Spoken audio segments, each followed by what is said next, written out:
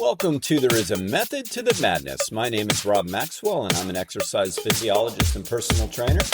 I am the owner of Maxwell's fitness programs, and I've been in business since 1994. The purpose of this podcast is to get to the real deal of what really works, and most importantly, why things work. Hence the name, There Is a Method to the Madness. Before I get started today, let me thank Jonathan and Lynn Gilden of the Gilden Group Realty Pros. They are committed to providing the highest level of customer service in home sales. Why don't you give them a shout and figure out what your home is worth? 386-451-2412. Good morning, good afternoon, good evening, everybody. Whatever time you are listening to this. Hope everybody's getting their fitness in this week. I don't think there is a more valuable thing you can do for yourself. I didn't say the most valuable. I think it might be the most valuable, but I don't think you're going to find a more valuable thing you can do for yourself, for your health, for your fitness, for your wellness, for your life. So that got me thinking today on a couple different things. What is something that you should do, but not necessarily for the reason you think you should do it? In fitness, there's all kinds of things like that. There's like two major ones, and one I'm going to briefly kind of go over because I've done it before. I'm sure I'll do it again, but this one's on my mind a little more, the more major one, I think. So one of those things is you should do more cardio, but not for the reason you think you should do it. Now, I'm thinking of that one because of a ridiculous argument that I saw on social media the other day, and somebody was saying, oh, you shouldn't do cardio. There's better ways to lose weight. And he's arguing with this other guy, and naturally he doesn't even really have a real profile, and he's got 100 followers or something like that. But he's very loud, as the loud minority can be.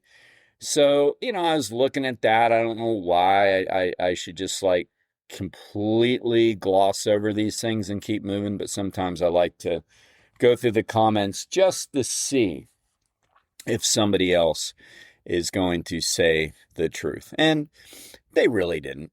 So, yeah, there's better ways to lose weight. I mean, I wrote a book about it. It's called You Can't Outrun a Poor Diet, but that's not really why we should be doing cardio. We should be doing cardio because we need to exercise our heart, plain and simple.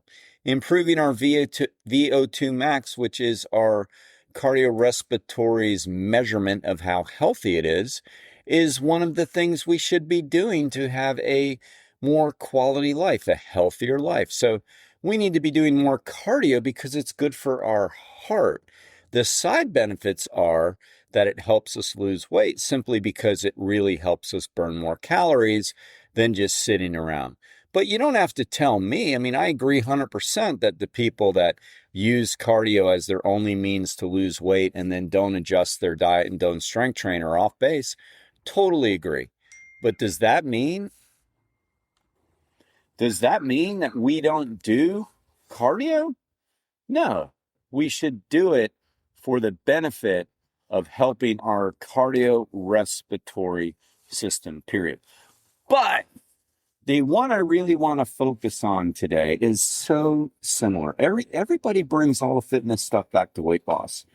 And look, weight loss is important. I mean, you're not going to get an argument out of me if you need to lose weight. If you need to lose weight, then losing weight can be one of the best things you can do for yourself. Not everybody needs to. So, yeah, if you need to lose weight, it's an important thing to do. And eating right and basically keeping up a high level of activity, no matter what type of exercise, is an important thing. So don't get me wrong. But the second one is related to that. And that's the one I'm going to spend more time on. You should be working your core more. So like your abdominal muscles, but not for the reason many people work them. You should be working your core more because it's very important to have a strong core. not because you're trying to flatten your stomach. I mean, that doesn't work. I hate to break it to you, but get this. And now, especially some of my weight conscious folks out there are going to like never, because actually doing a lot of abdominal exercises could potentially make your abdominals look bigger. I mean, they go through hypertrophy like every other muscle. The rectus abdominals, which are the muscles that get worked when you do a crunch, so the muscles that are responsible for spinal flexion, they don't necessarily grow that much outward. They kind of like grow more thicker in between, so they don't really hypertrophy outward, but they do hypertrophy. So really, really working your abdominal muscles to the point of overload along with your obliques will actually make your midsection potentially look a little bigger. I mean, it just does. That's why you'll see some of the world-class bodybuilders who tend to have blockier frames, which is, just their skeletal predisposition, not do as much. So and most importantly though, doing crunches, doing your abdominal work doesn't flatten your midsection. It doesn't make fat go away. Spot reduction is a myth. It's not true. You can't work an area out and make it smaller. You just can't. That is not the way it works. So a lot of people do these ab exercises. I mean, there's all these different silly classes out there like guts and butts, and we're just hammering an area like the butts and the abs to try to make them smaller. Or there's 8-minute abs. I don't know if any of you remember that back in the old more in the TV days, those commercials, and it would give you an abdominal workout to do for 8 minutes, and you just smoke your abs for 8 minutes doing all these different exercises with the sales pitch that you're making your abs smaller. I mean, none of that is true. Doing your 200 sit-ups a day isn't going to flatten your stomach. Your 1,000 crunches a day. I can remember 20 years ago when Usher, the singer, was all the rage, and maybe he still is, I don't know, and I'm sure he's a very talented guy. But so many people were like talking about his abdominals because he was on billboards and magazines and covers of magazines with his shirt off. And yeah, the dude was shredded. He had a great 6-pack of abs and everybody. And then he was talking about how he did his 2,000 crunches a day or whatever it was. It was a large amount. And, I mean, did he do his abs, and is that a good thing? Yeah, and it's not his fault that he was talking about his abdominal routine. He's a singer. He's an artist. He works out. That's great. So he wasn't misleading anybody because he doesn't know what he's talking about when it comes to physical fitness. So it's not his fault, but other people took that and said, well, if Usher does this, we better do this for our abs. And he's just one of thousands, if not millions, of examples that have happened this way through the years. So we need to work our core, but we need to work our core because it is so important to have a strong core, not because we're trying to flatten our stomach. I do a lot of core because I know it's important. I don't want to get injured. One of the main reasons why I strength train for multi reasons. I love it. I think it's the best thing I can do for my health. But one of the main reasons I do it is to protect myself from injuries. I like to call it prehab, so I don't have to rehab. If we have a stronger core, we're going to be able to absorb so much more energy. That's what it does. It's like everything kind of goes through your core. I mean, gosh, at least 5 times a day, like with 5 different clients, I'll tell them to push their heels into the ground to really absorb the shock, even on a chest press, because you're going to find so much energy coming out through your heels. So basically what you're doing then is you're pushing your heels down into the ground. So you're not creating what we call an open chain. You're keeping the kinetic chain closed. You're keeping your feet on the ground. You're keeping your butt on the bench, and you're keeping your hands on the handles in the case of a chest press. So that's what we call a closed kinetic chain. If you lift your foot, you're losing energy, right? I mean, just picture that in your mind. You're going to see, oh, well, that's true. Like literally you can feel energy going out of your body. It's going to be a lot harder to complete the lift. It amazes me how people are so counterintuitive that that's exactly what they do when they start to struggle. They lift their feet in the air, and I'll say, keep your feet down. It's almost like they're falling off something and they're flailing their legs. I don't know. I mean, I probably have done it until I basically created muscle memory to not do it, because once we do something enough times, we don't do it anymore, hopefully. So I say it all the time. So the feet are on the ground, the butt is on the bench, the hands are on the handles. You got a closed kinetic chain. Well, what's in the middle of all that? What's between your hands pushing the bar up or the bench or the handles and your feet keeping your heels on the ground? Well, what's in between? Your core. Your core is in the dead center, right? So it's going to absorb so much energy. And as you're pushing through your heels, if you're doing that right, you're going to feel your core contract. And now you're going to create energy that goes up through your arms and push through. So yes, the chest press is primarily a pectoralis major exercise, a pec exercise, a chest exercise. But really, you're working your whole body when you do things correctly. If you don't have a strong core, you're not going to have that energy to do that. So it is so, so important. What about when you're squatting? Think about when you're squatting. I mean, a lot of people can't squat because they have a weak core. Now, I'm going to get into like why in a second, but they have a weak core.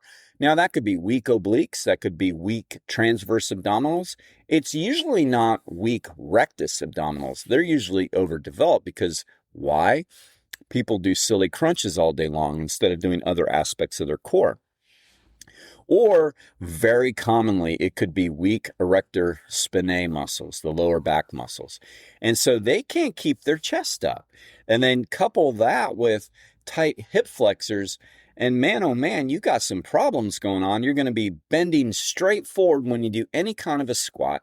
Now, when I say squat, I need to be very clear here. Like, back in my younger days, I was big on barbell squats. And there's nothing wrong with barbell squats, putting the bar up on your shoulders and squatting. I mean, I used to be one of those, guys in my teens and 20s, squatting 300 something pounds for reps and all that. That was great. Probably when I was young, my form absolutely sucked, but I was doing it. So I'm not opposed to it. But when I say squat, I'm really talking about better versions of squats. Like, I think a goblet squat is far better because you're holding a dumbbell in front of you. You don't have the compression on your spine. You still have an adequate load to strengthen those muscles. So I'm really talking that, but you can use it for any type of squat that you do. Smith squat, regular squat, front squat, goblet squat, dumbbell squat, machine squat, whatever. When you have tight hip flexors and a weak core, you're going to fall forward. And so now you're really training the wrong pass. You're getting some glute and quad activation, but you're also getting a lot of lower back activation, which you don't want because you're almost doing like a hyperextension, because the muscles that stabilize you are weaker. And those muscles are part of your core. So the core is everything in exercises we do. And then the sports we play. I remember a month ago, or maybe a little bit longer, I started playing in a men's league softball, and I hadn't played softball in years. So, I was swinging the bat really hard, and I noticed I pulled my oblique. Nothing serious. It's already all better. I'm like, oh man, I've been neglecting that area, We forget that when we play softball or tennis or golf, when we're swinging, we're using so much wind up strength in our spine. How are we going to protect our spine if we don't strengthen our core? The answer is we're not. So it is so important to train that core. All right, so how do we do that? First off, we need to understand that the core isn't just your rectus abdominal muscles, okay? That's the 6-pack. That's what you see. Whereas Ellen always says the 8-pack because it actually is a little bit deeper down into the groin area. So there is more attachments down there, all right? That's the one you see. That's the one people obsess over. So they do sit-ups, they do crunches. Nothing wrong with that, especially if you're weakened, and haven't been training in a while. You need to get them back up to snuff. But a lot of people who are already serious exercisers tend to do too much of that and not enough of the other. All right. So Doing your crunches and all that is fine, but they're like any other muscle group. You don't have to do too much. 1 to 3 sets when you work out, when you work them, is all you need to do. You don't need to add in 1,000,001 different varieties of exercises for the rectus abdominals, like sit-ups and then crunches, then reverse crunches, and then this and then that. No, it should all equal a couple 1 to 3 sets, and then you are good to go. But we have to make sure that we're training our transverse abdominals as well. Very important, because they are the isoabdominals. They're the muscles that keep your spine aligned. So when they're not strong, you tend to fall forward and you have really crappy posture. All right? So how do we do that? Well, we do that with plank type exercises. But you know what? Not just planks, anything that puts you in the plank position. So if you're doing your push-ups correctly, you're doing a plank. If you're squatting correctly and making yourself engage your core and keep your chest up, you're doing a plank. If you're doing a standing row or seated row and making sure you're engaging your core, you're doing a plank. So if you don't want to do planks, don't. Sometimes I don't like to do planks, but I'm doing planks in all those other exercises I just named. So the bottom line is, yes, we have to, or probably need to do some form of crunch, but we need to do some form of plank, which can come in the form of doing a plank or doing our main exercises properly, engaging our core. Then we're doing that. Next, we need to train our obliques. All right, our obliques are responsible for rotation. Think swinging a bat, think swinging a golf club. Thinks, just basically twisting your spine. And they're also responsible for lateral spinal flexion. That means bending from one side to the next. They're critical for that. That's what the obliques do. Man, the obliques are like your superpower for a strong core. It's your superpower for a really hard hit softball or golf ball. Like, you got to be able to wind up and let those babies rip. I mean, it is so important for a strong core to have strong obliques. Most people neglect it. Doing things like bicycle crunches and things like that, or side crunches, I mean, all that's great. That is definitely going to strengthen your obliques, but they have to be loaded too. I mean, the obliques and abs and low back, of course, are like any other muscle. They need overload to get stronger. So when we're doing nothing but body weight exercises, and we can do crunch after crunch or side bend after side bend, we're probably not getting any better. So they need to be overloaded with some load. So doing some form of rotations on a machine or holding a dumbbell and do what we call like TikToks at the gym. I mean, some of my clients love it. Like they're not going to skip it. It's so important to them. And they'll go to the cable machine. They'll grab the handle. They'll put one hand on the side of their head. And it's like doing a side crunch on the cable machine. And that's called lateral spinal flexion. And it works the obliques. And guess what? They have a strong back. They're healthy. They're doing everything right. So we have to do them. Now, they have a benefit because they've been training with us for years. So they know all the things we have to do for a strong core. So we've ingrained that into them. All right. And then finally, the fourth part, you have to train your lower back. The lower back is the most neglected muscle in the gym. The erector spinae are the most neglected muscles in the gym. I kind of joke around a lot with people. And I'll say, well, you know what? Guys or gals don't go into the gym and go, oh man, I want my lower back swole today, or I want a ripped lower back. I want a nice low back, right? They don't do that. But you know who does do it is people who have injured their lower back, been through some form of physical therapy. And then they're like, oh man, yeah, I know how important that low back is.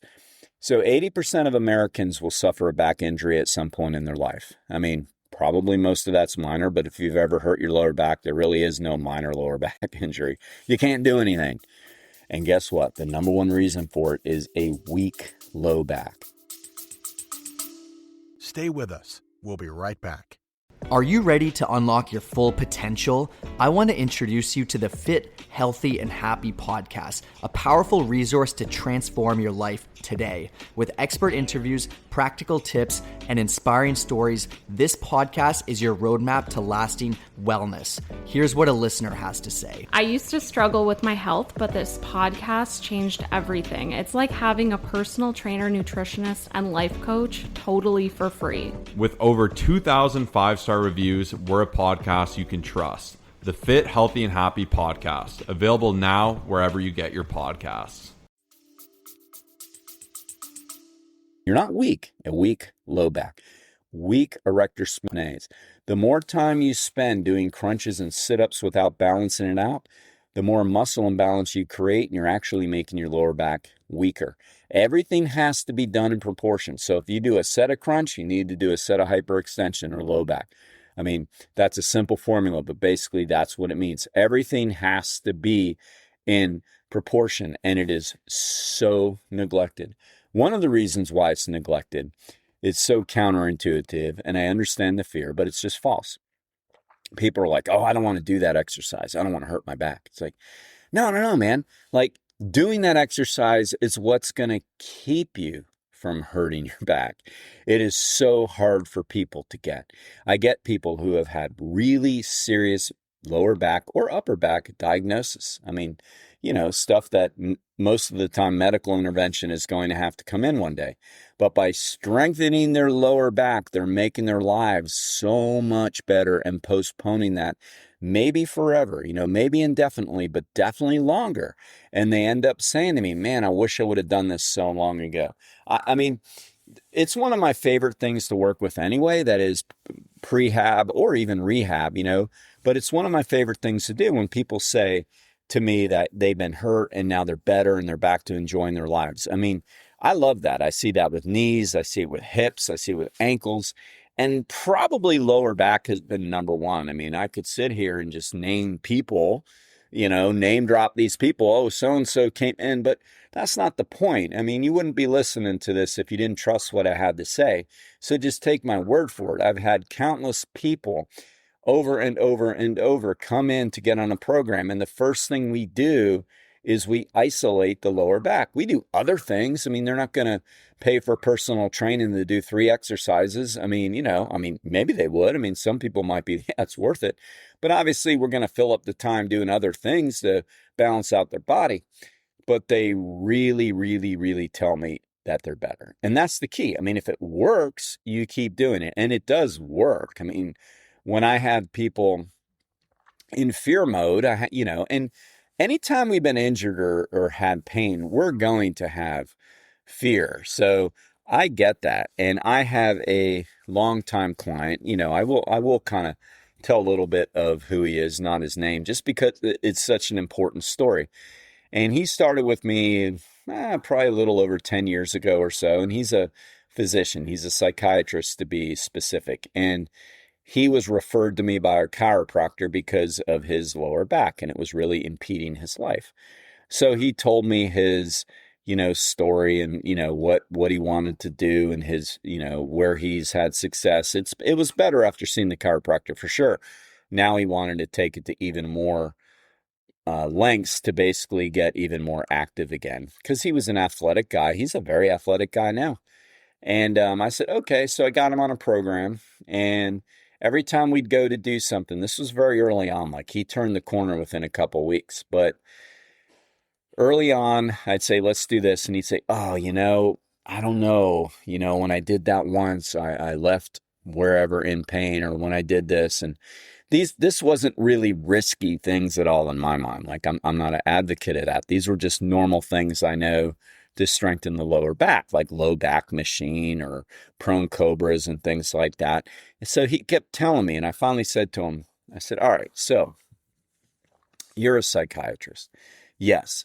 Okay. So when you get a patient in there who has really struggled with mental illness of sorts, whatever it might be, because of the, reputation or whatever of certain drugs, they might be really fearful of taking the medication because of, whatever side effects or things they've heard or things people tell them, And he goes, yeah, they're very afraid. I said, but in your mind, you're going, if they would just do this, they would feel better. Like you're saying it with authority. Like, you understand their fear, you have empathy, but it's not like you're guessing. It's not like you're winging it. Like, if they just take this medication, after a month, they're going to be like, why didn't I do that before? And he goes, yeah, that happens a lot.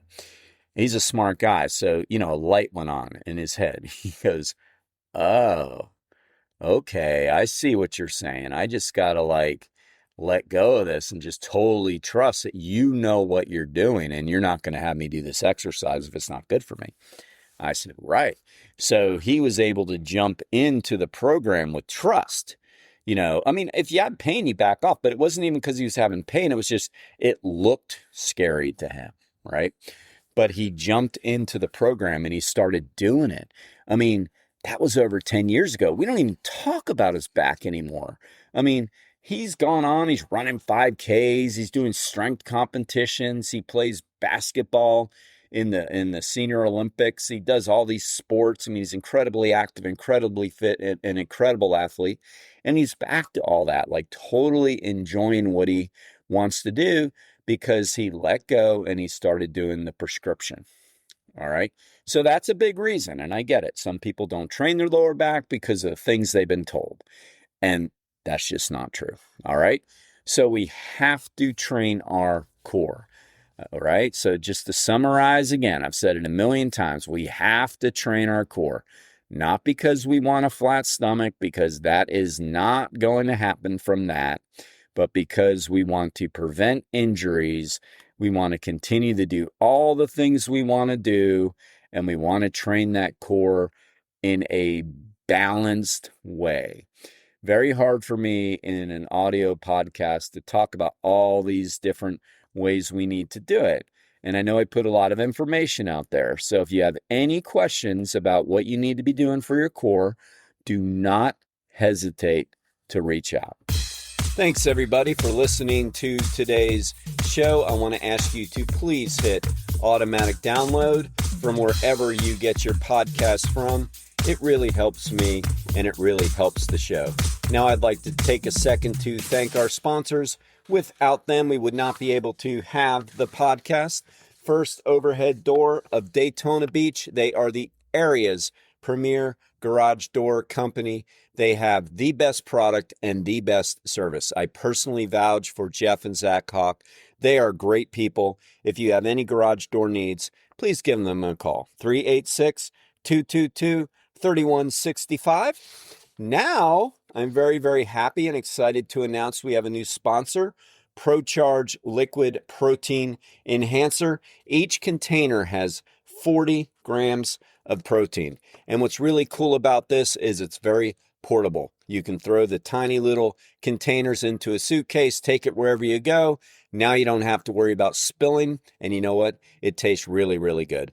Just open up the cap, suck down the protein. It's that easy. If you want to try it out, you can check it out at my website, fittothemax.net, and click on ProCharge Liquid Protein Enhancer, or you can go directly to their website at www.prochargeprotein.com.